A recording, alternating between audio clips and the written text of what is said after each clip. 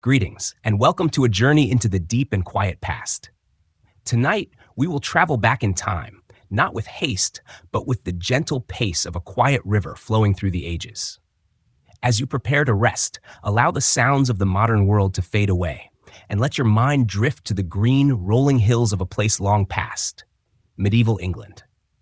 We begin our story not with a trumpet's call, but with the soft rustling of leaves and the distant tolling of a church bell. This is a history not of dramatic battles alone, but of the rhythm of life, the cycles of the seasons, and the quiet shaping of a nation. Imagine yourself standing on a hill overlooking the English countryside. The air is cool and damp, carrying the scent of damp earth and wood smoke. In the distance, you see a small village of wattle and daub huts huddled together for warmth. A great wooden hall stands at its center, a symbol of the Lord's power. Further still, a stone keep rises from the landscape, a fortress of strength and authority. This is the world we will explore, a world defined by the land, the labor, and the deep, abiding faith of its people. We will trace the path from the Norman Conquest in 1066 to the fading of the Middle Ages, witnessing the birth of institutions, the rise and fall of dynasties, and the daily lives of kings and peasants alike. Our journey begins with the end of the Anglo-Saxon era and the pivotal moment that changed the course of England forever, the Battle of Hastings. We will follow the formidable William the Conqueror as he imposes his will, building castles and establishing a new feudal system that would define society for centuries. This new order, a pyramid of power from king to peasant, was the bedrock upon which all of life was built. We will see how this system, with its obligations and loyalties, created a society of both stability and strife. As we drift through these early years, we will understand the true meaning of being a vassal, a knight, or a serf, roles that shaped destinies. The narrative continues through the tumultuous reigns of the Plantagenets, a dynasty that would leave an indelible mark on the nation.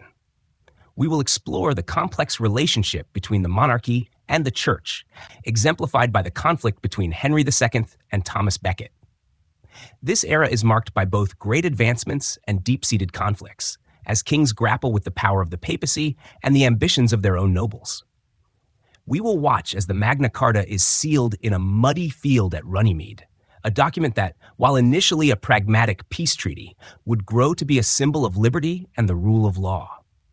It is a quiet testament to the slow, steady progress of rights and representation. As the centuries unfold, we will witness the slow emergence of a distinct English identity. The Black Death, a cataclysmic plague that swept across the land, will reshape society in ways both devastating and transformative.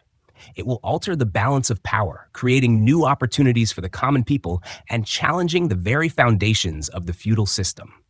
The Peasants' Revolt, a moment of profound social unrest, will remind us that even in a world of rigid hierarchy, the yearning for justice can ignite a fire that is difficult to extinguish. We will then gently move through the twilight of the Middle Ages, a time marked by the 100 Years' War and the Wars of the Roses. These are conflicts that, while often violent, will lead to the end of one great dynastic line and the beginning of another. This is a story to be absorbed slowly, with a calm mind, as you prepare for sleep. There is no need to remember every name or date. Instead, simply allow the imagery and the narrative to wash over you. Think of the craftsmen carefully building a great cathedral, the monks illuminating ancient texts in a quiet scriptorium, the farmer tilling the soil under the vast, unblinking sky. We are not just recounting events, we are entering into a different way of being, a world where the sun and moon were the primary clocks and the seasons dictated the rhythm of existence. Let the soft, even cadence of this history guide you into a restful state, a place where the past and the present can coexist in quiet harmony. Settle in, breathe deeply, and allow the history of medieval England to unfold like a dream. As we settle into the soft glow of the past, our journey begins in the year 1066, a date etched forever in the history of England. This pivotal year marks not an end, but a violent and profound beginning. Before this moment, England was an Anglo-Saxon kingdom, a land of rolling green fields, quiet villages, and a society organized around powerful local earls and a respected king. The people spoke a language we would now call Old English, and their world was deeply rooted in Germanic traditions and a strong, though recently established, Christian faith. The king, Edward the Confessor, had no direct heir, and as his life neared its end, a power vacuum began to open, a dangerous space that would draw the ambitions of men from across the sea. The main contender for the throne was Harold Godwinson, the most powerful man in England after the king himself. He was the Earl of Wessex, a seasoned warrior and a skilled administrator. On his deathbed, King Edward is said to have named Harold his successor, and the Witan, the council of the kingdom's nobles and clergy, quickly confirmed the choice. Harold was crowned king in Westminster Abbey, a new church that Edward had recently consecrated. But this coronation was far from a quiet, settled affair. Two other formidable men believed they had a better claim to the throne, and they were not shy about their intentions. To the north, Harald Hardrada, the imposing king of Norway, saw an opportunity. He was a Viking warrior in the old tradition, a man of immense physical presence and a hunger for conquest. He believed he was the rightful heir to the English throne through a complex, long-standing dynastic pact. While King Harold Godwinson was organizing his defenses in the south, expecting an invasion from across the English Channel, Hardrada launched his attack. His fleet of longships sailed into the Humber estuary, and his army, a terrifying force of Viking warriors, landed in Yorkshire. King Harold, a man of great energy and resolve, was forced to march his army northward with incredible speed, covering hundreds of miles in a matter of days. He caught Hardrada by surprise at the Battle of Stamford Bridge, where, after a brutal and bloody fight, the English army was victorious. Both Harold Hardrada and Harold Godwinson's own brother, Tostig, who had joined the Norwegian king, were killed in the battle. Yet this victory came at a great cost. Harold's army was exhausted, weakened by the relentless march and the ferocity of the battle. It was at this very moment, with his defenses in the south exposed, that the third claimant made his move. This was William, Duke of Normandy. He was a distant cousin of Edward the Confessor and argued that Edward had promised him the throne years before. William also claimed that Harold Godwinson himself had once sworn an oath on holy relics to support his claim. With the blessing of the Pope and a large, well-equipped army gathered from across Normandy and beyond, William sailed across the Channel. His forces landed unopposed at Pevensey and began to ravage the surrounding countryside, a clear provocation to lure Harold into battle. Harold Godwinson received the news of William's landing almost immediately after his victory in the north. He knew he had to act fast. Leaving a portion of his army behind, he hurried his tired men back south, a forced march that took another incredible toll on their strength and morale. On October 14, 1066, the two armies met on a ridge near the town of Hastings. Harold's men, many of them tired housecarls and hastily gathered militia, and formed a formidable shield wall at the top of the hill. They were a powerful defensive force, wielding long, two-handed axes that could cleave a man in half. William's army, a more varied force of archers, infantry, and crucially Norman cavalry, attacked the English position repeatedly throughout the day. The battle was a long, brutal, and chaotic affair. For hours, the English shield wall held firm, repelling wave after wave of Norman attacks. The Bayeux Tapestry, a remarkable embroidered cloth that tells the story of the conquest, depicts the chaos and violence in vivid detail. The turning point came when William's men began a feigned retreat, a deceptive tactic where they pretended to flee, drawing a portion of the English shield wall to break formation and pursue them down the hill. Once the English were out of their strong defensive position, the Norman cavalry would turn and cut them down. This tactic, employed several times, slowly wore down the English forces. As the day drew to a close, a final, concentrated Norman assault broke the remaining English lines. King Harold Godwinson was killed, famously said to have been struck by an arrow in the eye. With their king dead and their ranks broken, the English army scattered. The Battle of Hastings was over, and with it, the Anglo-Saxon era. This single day on a quiet hilltop changed the destiny of England, marking the beginning of a new age, an age dominated by the Norman conquerors and the slow, steady transformation of a kingdom. With the Anglo-Saxon army scattered and their king fallen, William of Normandy's path to the throne was clear. But the conquest of England was far from complete.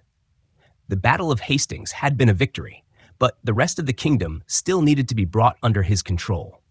William, now known as William the Conqueror, began his slow, deliberate march towards London.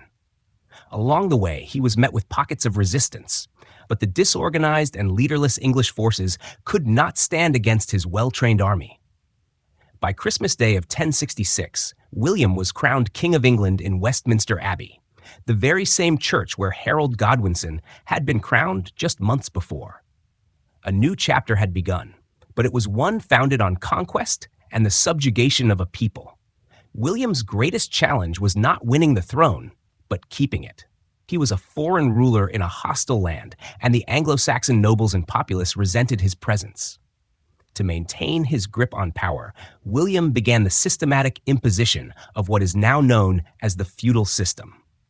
This was not a completely new concept in Europe, but William implemented it with ruthless efficiency and on a scale never before seen in England. The entire nation was, in effect, his personal possession, a vast estate that he could redistribute at will. He confiscated the lands of all those who had fought against him at Hastings, as well as the lands of many who had simply been neutral, and granted them to his loyal Norman barons, knights, and bishops. These men, in turn, swore an oath of fealty to William, promising to provide him with military service and loyalty. This system can be visualized as a great pyramid of power. At the very top was the king, William himself, who owned all the land. Directly below him were his tenants-in-chief, the great lords and bishops, to whom he had granted large areas of land, known as fiefs. In exchange, they owed him military service and counsel. This meant that if William called for an army, his lords were obligated to provide him with a certain number of knights. These lords, in turn, granted portions of their lands to lesser nobles, their vassals, who also owed them military service. At the base of this pyramid, and making up the vast majority of the population, were the peasants and serfs. They were tied to the land, not owning it, but working it in exchange for the lord's protection. The serfs, in particular, had very few rights and could not leave the land without the lord's permission. Their lives were a cycle of relentless labor, working the lord's land as well as a small plot of their own to survive. To enforce this new order, William undertook a massive construction project that would forever change the English landscape: the building of castles. The Norman castle, with its solid stone keep and strong walls, was a symbol of their dominance and a physical embodiment of their power. These were not the simple wooden halls of the Anglo-Saxons. These were fortresses designed to intimidate, to control, and to serve as bases for military operations. They dotted the land, often built in strategic locations, overlooking towns and rivers. From these castles, the Norman lords could project their authority and crush any local rebellion with speed and ferocity. A famous example is the Tower of London, which William began to build shortly after his coronation to control the city and its rebellious populace. William also needed to know exactly what he owned and what he could tax. He commissioned a great survey of his entire kingdom, a monumental task that resulted in the Domesday Book in 1086. This was a comprehensive inventory of all the land, livestock, and people in England. It recorded who owned what it was worth, and how much it was worth before the conquest. The book was a remarkable administrative achievement, giving the king an unprecedented level of knowledge and control over his new realm. It was called the Domesday Book because its judgments on who owned what were considered final, like the judgments on Doomsday. This massive record-keeping effort solidified the new order and made it clear to everyone, from the highest baron to the lowest serf, that William was the absolute master of his new kingdom. The Anglo-Saxon aristocracy was largely replaced.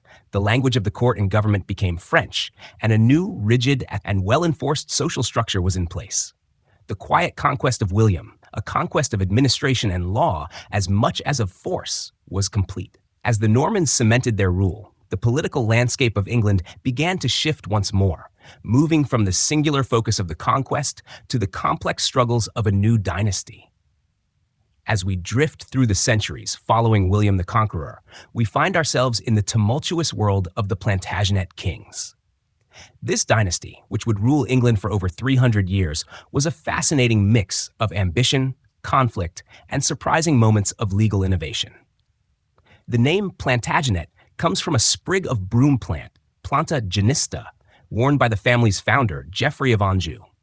His son, Henry II, a man of immense energy and a vast continental empire that stretched from Scotland to the Pyrenees, ascended to the throne in 1154 and began an era of profound change.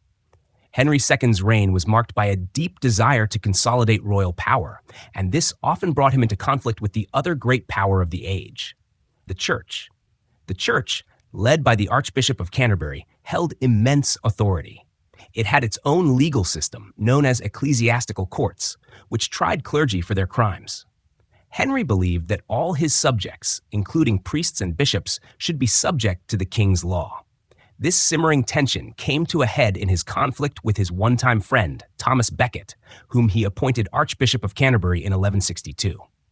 Henry believed Becket would be a pliable ally, but the new archbishop transformed into a zealous defender of church rights, leading to a bitter and public feud. The conflict culminated in 1170, when Henry, in a moment of frustration, famously exclaimed, "Will no one rid me of this turbulent priest?" 4 of his knights took his words literally, traveled to Canterbury Cathedral, and brutally murdered Becket at the altar.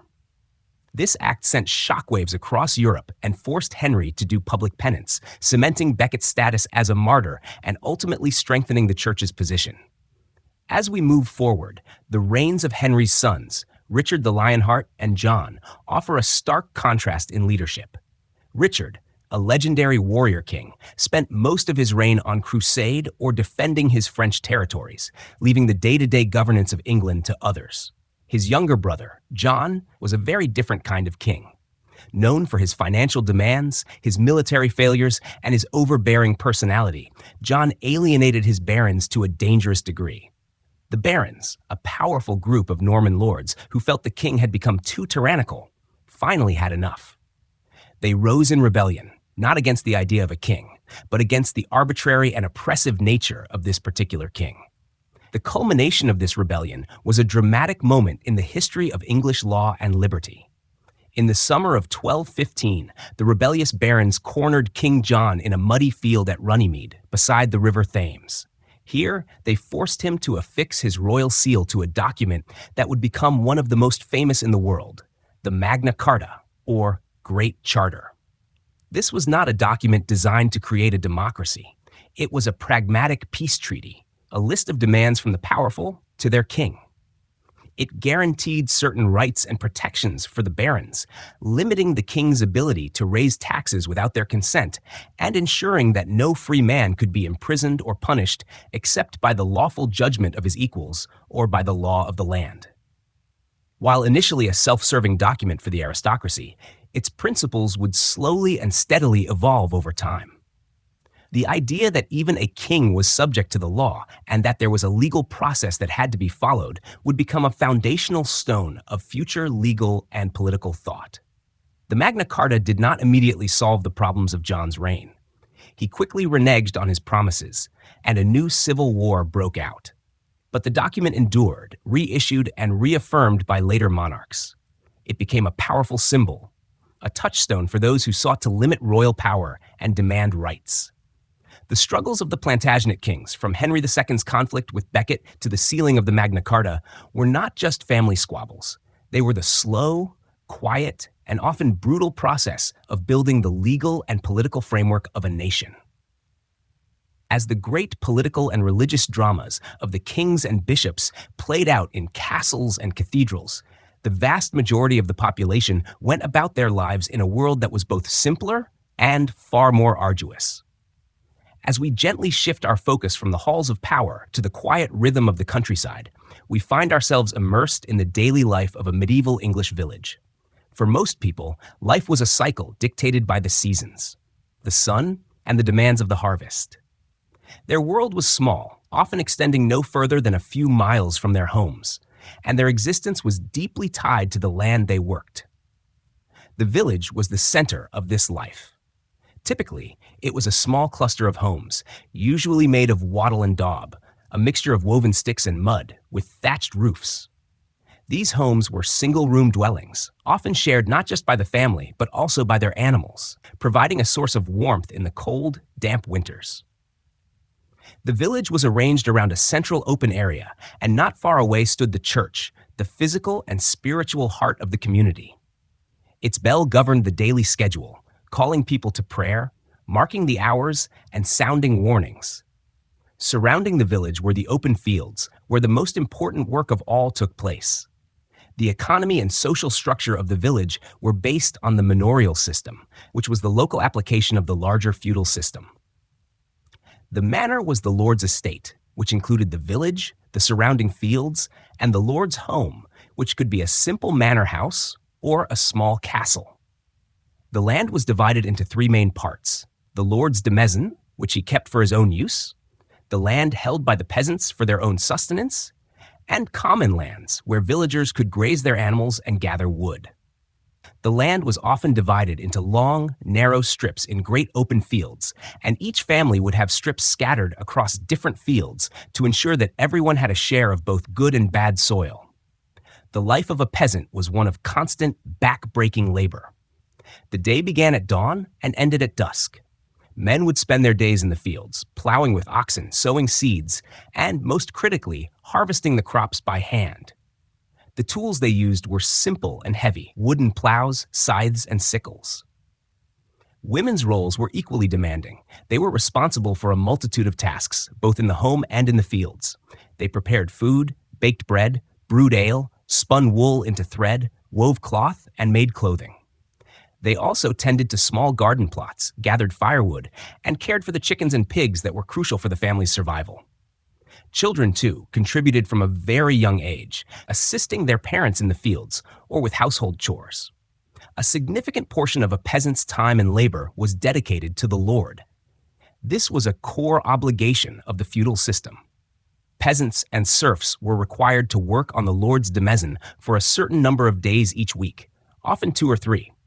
They also had to pay the lord in goods such as eggs or grain, or in money if they were lucky enough to earn it. They could not marry, inherit property, or even leave the manor without the lord's permission, and a fee was often required for these actions. For a serf, life was a continuous cycle of labor for survival and service to the lord, with the promise of protection being the main and often only benefit in return. Despite the hardships, life was not a constant state of misery. The villagers found solace in community and faith. The church was not just a place of worship, but a social hub, a place for meetings, festivals, and the celebration of holidays like Christmas and Easter. These festivals, often tied to the agricultural calendar, were brief but joyous respites from the endless toil. They were marked by feasting, dancing, and games. The village community was tightly knit. Neighbors relied on each other for help and support, and the bonds of family and kinship were incredibly strong. This quiet, enduring rhythm of daily life, governed by the turning of the seasons and the demands of the land, formed the foundation upon which all of medieval society was built. It was a world of simple needs and profound faith, lived out in the shadow of grander histories. As we drift further into the medieval world, we find that alongside the power of kings and the rhythm of peasant life, there was an institution of even greater and more pervasive influence: the church. In medieval England, the church was not merely a place of worship. It was a vast, wealthy, and powerful organization that permeated every aspect of existence, from the highest echelons of politics to the most intimate details of daily life. Its spiritual authority was unquestioned, and its physical presence was everywhere, from the great cathedrals that soared to the heavens to the humble parish churches that stood at the heart of every village. The church held a position of immense wealth and power. It owned a significant portion of the land in England, making it one of the largest landowners in the kingdom. Its wealth came not only from these vast estates, but also from tithes, a tax of 1/10 of all produce and income that everyone was required to pay. The church also had its own laws, its own courts, and its own system of justice. This legal independence, as we saw with the conflict between Henry II and Thomas Becket, often put it at odds with the monarchy. However, the king and the church were also deeply intertwined. with bishops and abbots often serving as royal advisors and administrators, and the church providing the religious legitimacy for the king's rule. For the ordinary person, the church was the center of their spiritual and social world. Life was short, often brutal, and filled with uncertainty. The promise of salvation in the afterlife was a profound source of comfort and hope. The church taught that the path to heaven lay through faith, good works, and the performance of the 7 sacraments, which were rituals believed to convey God's grace. These sacraments, from baptism at birth to the last rites at death, marked the most important transitions in a person's life. The fear of hell and the promise of heaven were potent forces that shaped behavior and belief. The spiritual landscape was also shaped by the lives of monks and nuns, who dedicated themselves to God in a unique and disciplined way. Monasteries and convents were scattered across the land, and they were not just places of silent prayer. They were centers of learning, where ancient texts were copied and preserved in quiet scriptoriums. Monks were often skilled agriculturalists, managing vast estates and innovating farming techniques. They also ran hospitals, provided charity to the poor, and offered hospitality to travelers.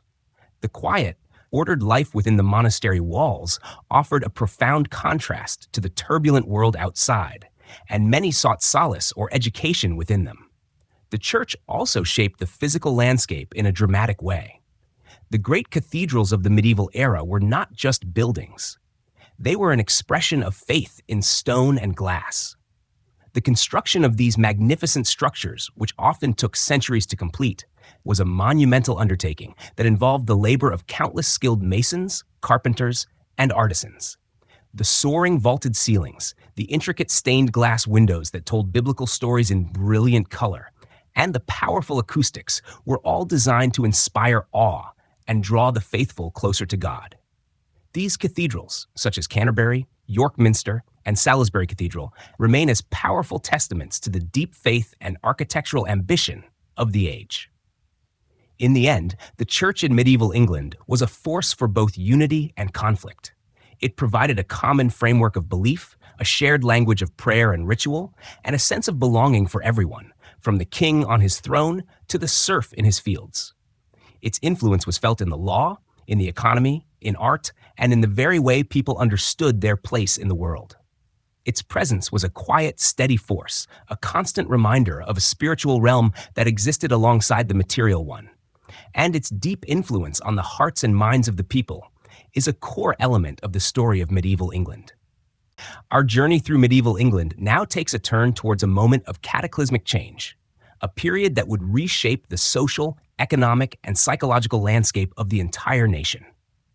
As we move into the 14th century, a new and terrifying force arrives from the east, a force that knew no social rank, respected no castle walls, and brought with it a profound sense of fear and disruption. This was the Black Death, a plague that swept across Europe with horrifying speed and devastating consequences. It arrived in England in 1348, carried by fleas on black rats that disembarked from trading ships in the southern ports, and it would leave an indelible mark on the country's history. The plague, which we now know was caused by the bacterium Yersinia pestis, manifested in 2 terrible forms. The most common was the bubonic plague, which caused painful swollen lymph nodes known as buboes in the groin, armpit, or neck. A more deadly and frightening form was the pneumonic plague, which attacked the lungs and could be spread directly from person to person through coughing and sneezing. There was no understanding of germs or sanitation at the time. People believed the plague was a punishment from God, a miasma or bad air, or a conspiracy. Medical treatments were utterly ineffective and often barbaric, involving bloodletting or the application of foul-smelling poultices.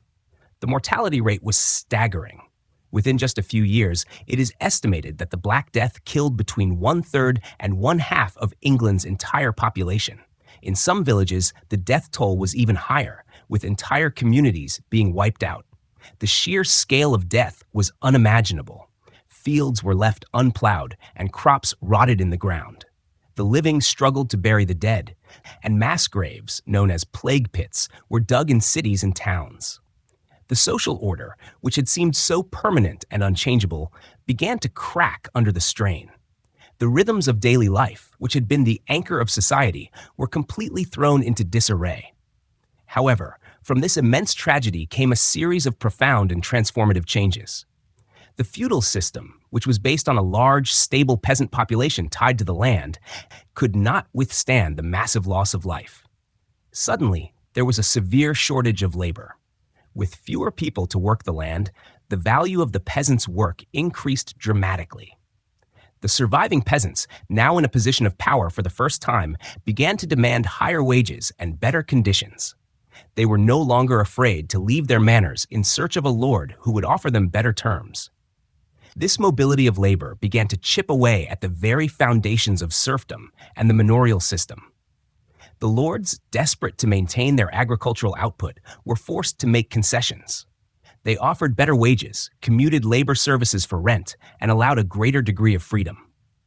The English government, in an attempt to freeze the old order, passed the Statute of Laborers in 1351, which tried to cap wages at pre-plague levels. However, this law was largely ignored and proved impossible to enforce, as the economic forces of supply and demand now favored the common person. The Black Death created new opportunities for social mobility. Skilled craftsmen and laborers who survived could command higher prices for their work, and some were able to accumulate enough wealth to rise in social standing. The psychological impact was equally profound. The plague caused a deep crisis of faith, with many questioning why a benevolent God would inflict such suffering. This led to a greater focus on personal devotion and a questioning of the Church's authority, which had been unable to stop the disease. The Black Death also inspired new artistic and literary forms, such as the Danse Macabre, or Dance of Death, which depicted skeletons dancing with people from all walks of life, reminding everyone of the great equalizer that death had become. The period after the plague was marked by a new energy and a restless spirit. The old certainties were gone, and a new world, defined by new relationships between lord and peasant and a new sense of individual worth, was slowly and painfully being born from the ashes of the old. As the dust of the Black Death settled, a new spirit began to stir in the land, one that was shaped by both the age-old codes of honor and the changing realities of warfare. We turn our attention now to the world of the knight, a figure who represents the romantic ideal of the Middle Ages. The concept of chivalry was a complex code of conduct that governed the behavior of these mounted warriors.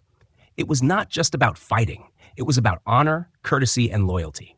A chivalrous knight was expected to be brave in battle, generous to his friends, merciful to his defeated enemies, and a protector of the weak and the church.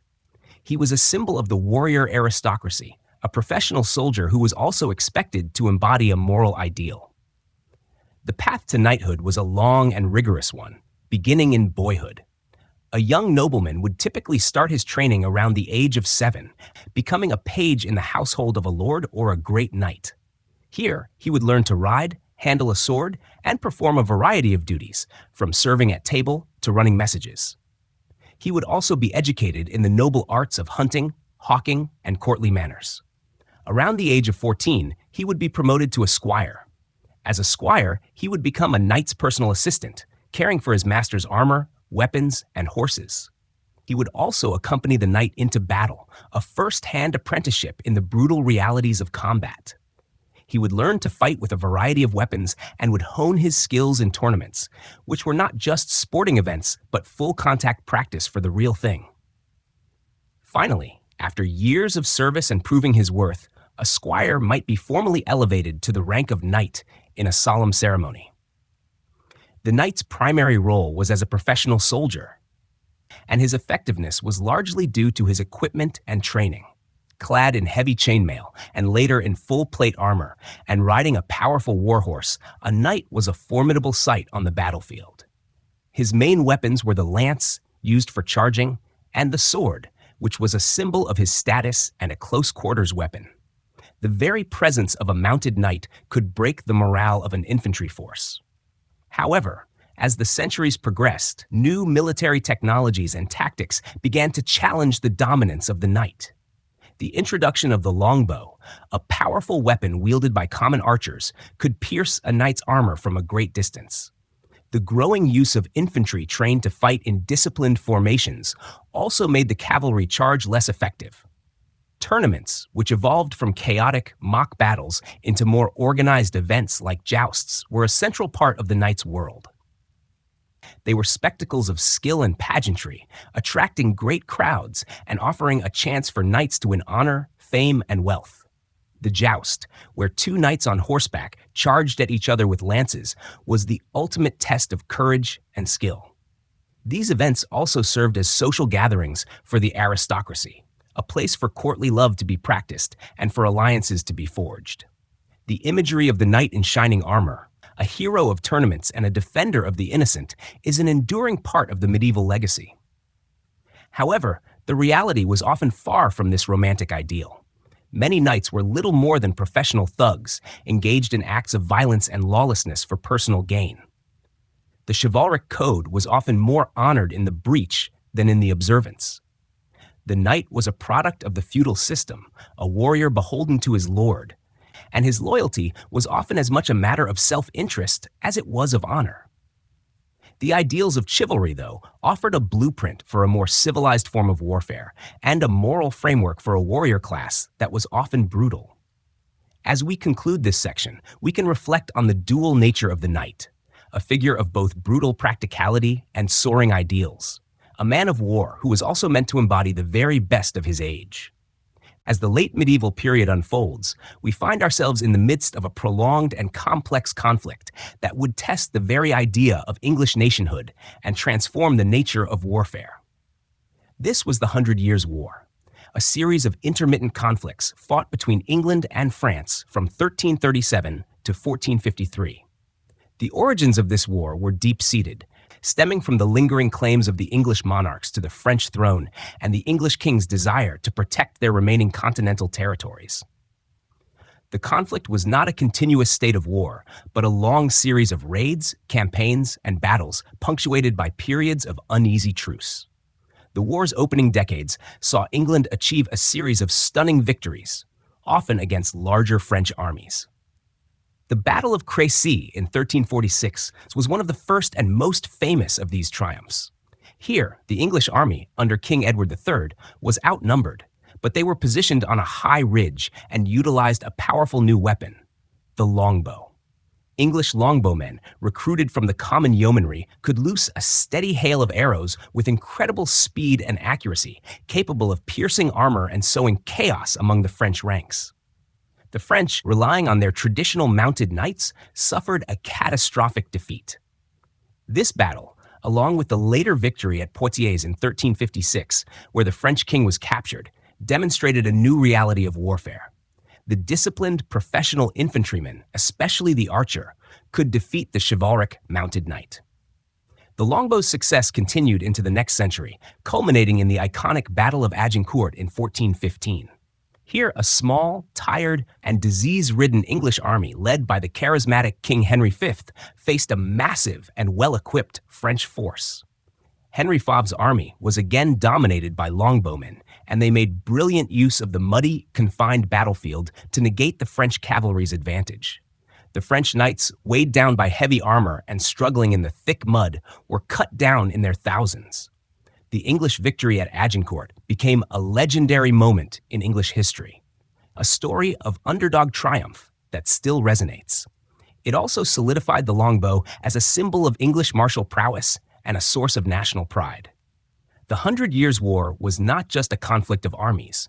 It was a deeply economic and political struggle. It was fought over trade routes, control of wool production, and the immense wealth of the French territories. The war was incredibly expensive, and the constant need for money to fund military campaigns gave the English Parliament more power. Kings needed Parliament to grant them taxes, and in return, Parliament demanded greater influence over the king's policies. This slow but steady transfer of power from the monarchy to the representative body would have a lasting impact on the development of English governance. The war also played a crucial role in forging a distinct sense of English national identity. Before this time, the English aristocracy often spoke French and had deep ties to continental Europe. The war, however, pitted England directly against France, its traditional foe.